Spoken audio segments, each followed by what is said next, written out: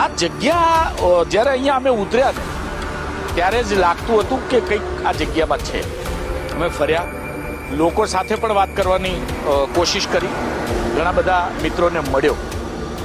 ખરેખર જે એમના અનુભવો છે આપણે એમના મુખે સાંભળીએ.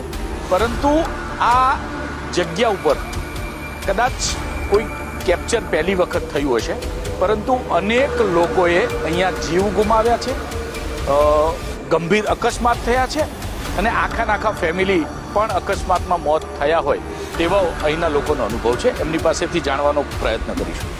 ભાઈ, એક વિડીયો વાયરલ થયો છે, મેં આપને ફોનમાં બતાવ્યો.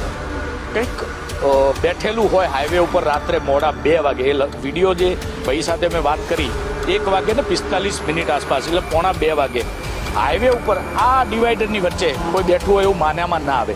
તમે આ વિસ્તારમાં રહો છો, આ પ્રકારના કોઈ અનુભવ કે વાત